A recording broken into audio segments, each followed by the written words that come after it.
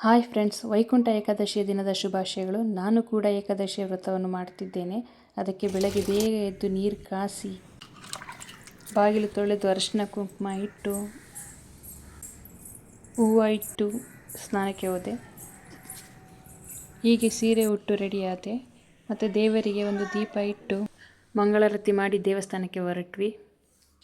ಈ ದೇವಸ್ಥಾನವು ನಮ್ಮ ಮನೆ ಹತ್ತಿರವೇ ಇರೋದು. ಮಹಾಲಿಂಗೇಶ್ವರ ಸ್ವಾಮಿ ದೇವಸ್ಥಾನ. ಈ ಒಂದು ವೈಕುಂಠ ಏಕಾದಶಿಯು 24 ಏಕಾದಶಿಗಳ ಆಚರಣೆಯ ಫಲ ಎಂದು ಹೇಳಲಾಗಿದೆ. ಪ್ರಸಾದ ತಗೊಂಡು ಸ್ವಲ್ಪ ಹೊತ್ತು ಕೂತು ಗೋಶಾಲೆಗೆ ಹೋದ್ವಿ.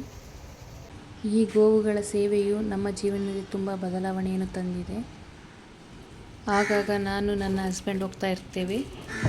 ಒಮ್ಮೆ ಗೋವಿನ ಸುತ್ತು ಪ್ರದಕ್ಷಿಣೆ ಮಾಡಿದರೆ 6 ಬಾರಿ ಭೂ ಪ್ರದಕ್ಷಿಣೆಯನ್ನು, 16,000 ಬಾರಿ ಕಾಶಿ ಯಾತ್ರೆ ಮತ್ತು 100 ಬಾರಿ ಸೇತು ಸ್ನಾನವನ್ನು ಮಾಡಿದ ಪುಣ್ಯ ದೊರೆಯುತ್ತದೆ ಎಂದು ಹೇಳಲಾಗಿದೆ.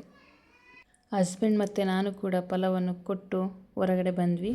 ಹೊರಗಡೆ ನಂದಿಯ ವಿಗ್ರಹವಿದೆ ಮತ್ತು ನಾಗಬನವಿದೆ. ಇದರ ದರ್ಶನ ಮಾಡಿಕೊಂಡು ಮನೆ ಕಡೆ ಹೊರಟ್ವಿ.